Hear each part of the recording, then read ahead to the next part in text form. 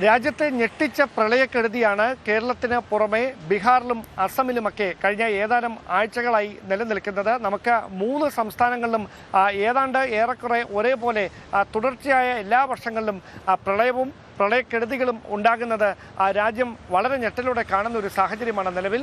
ഇതിൽ 3 സംസ്ഥാനങ്ങളിലും വ്യത്യസ്തമായ കാരണങ്ങളും അതോടൊപ്പം സമാനമായ കാരണങ്ങളും ഈ പ്രളയത്തിലേക്ക് നയിക്കുന്നതിന് പ്രധാനമായി എടുത്തു പറയുന്നുണ്ട്.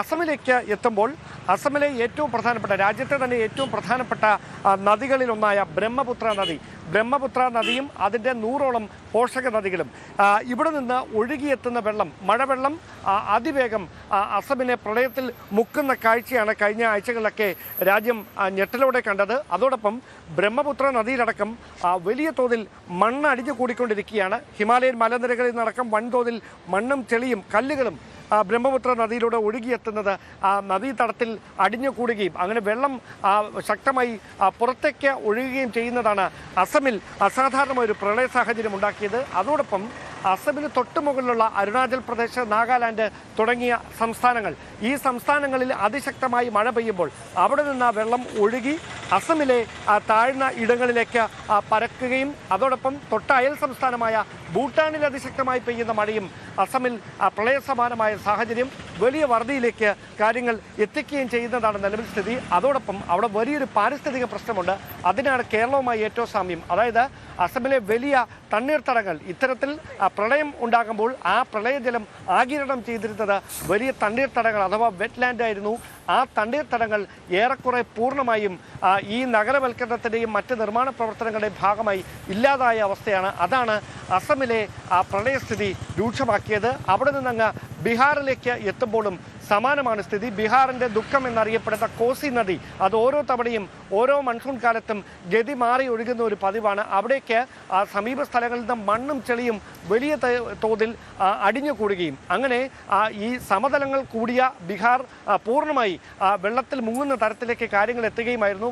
തൊട്ടയൽ സംസ്ഥാനമായ നേപ്പാളിൽ അതിശക്തമായി പെയ്യുന്ന മഴ വടക്കൻ ബീഹാറിനെയും പ്രളയക്കെടുതിയിലാക്കുന്ന സാഹചര്യമാണ് ഉണ്ടായത്. അതോടൊപ്പം അവിടുത്തെ കളിമണ്ണിന് സമാനമായ ഭൂപ്രകൃതിയാണ്. അപ്പോൾ ആ കളിമണ്ണിലേക്ക് വെള്ളം പെട്ടെന്ന് ആഗിരണം ചെയ്യപ്പെടില്ല.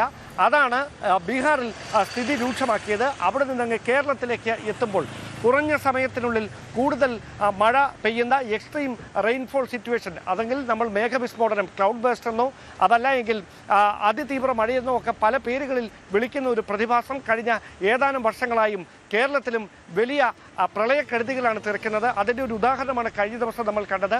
ഒരു രാത്രി മാത്രം പെയ്ത മഴയിൽ കേരളത്തിൻ്റെ പകുതിയിലേറെ ജില്ലകൾ വെള്ളത്തിൽ മുങ്ങുന്നു.